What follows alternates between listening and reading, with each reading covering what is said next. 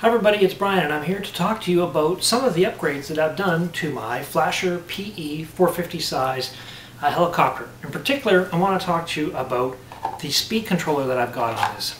This is the MKS BL 35AH helicopter specific speed controller. Now, it's helicopter specific because essentially it's been pre-programmed. There's no programming functions on this speed controller. It's already set up for all the programming features that you'd want on a helicopter speed controller.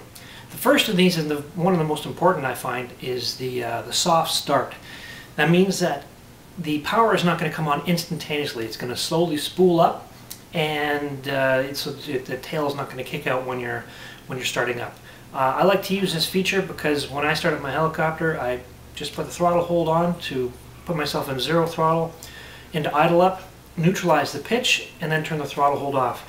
And that way the blades just spool up, I'm at zero pitch, and I'm in idle up mode or stunt mode, ready to hit the air.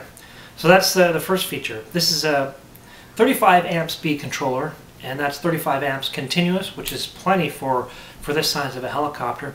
It also has instantaneous amp rating of 100 amps, and that's because if you look at it, the entire top surface of the speed controller is a heat sink. There's a lot of metal on the top here for dissipating heat and drawing that away from the speed controller. So a lot of power is able to go through this. This also has, let's jump back a little bit to the soft start. The soft start will be disabled if you're flying and practicing auto rotations for 15 seconds. So that if you're flying, you want to practice auto rotation, you hit the throttle hold switch, the motor goes off, the blades keep turning. If you have to bail out, hit the throttle hold off, and the power will be there instantaneously, and you'll be able to fly away. And that gives you up to 15 seconds to practice that once you've turned the throttle hold off.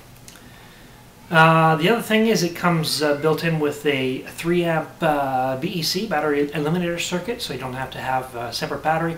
That's plenty on. Again, this as a helicopter, you're not going to pull more than 3 amps with your gyro, 4 servos, and it doesn't matter what you're doing. You really can't. So that's more than enough. This is a 3-cell LiPo specific battery.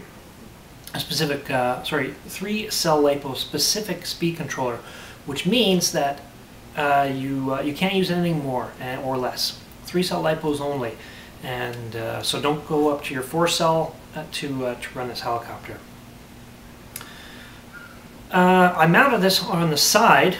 There's all sorts of places you can mount it. I used to mount them up here on the little tray there, but I put it on the side for a bit better cooling, and also because it looks pretty cool with the colors and the writing and everything sticking up the side. So you get better cooling and a little bit of style or fashion there. Then the next thing I'm going to talk about is the motor that I've put on this. This is the AKE ICECold series 3800 kV motor. Now, if you purchase the Flasher PE with the motor and the speed controller from SN Hobbies, you are going to get it with the BL35AH speed controller and the ICECold motor, but the 3500 kV version. I chose the 3800 kV version because I want to have a little bit more pop. And the kV is essentially the amount of revolutions per volt that you can get off of it. So essentially this is going to give you just that much more revolutions per volt. So that's essentially it. The head speed is going to be a bit faster. We're going to get a little less torque though, and you're going to get a little bit less efficiency with a higher kV motor. But a little bit much better for the 3D. Now with the 3500 kV version, there is still plenty of power to run it as a 3D machine. It'll keep the head speed up, and you can pinion it up as well. I'm running an 11-tooth pinion on my 3800 kV motor.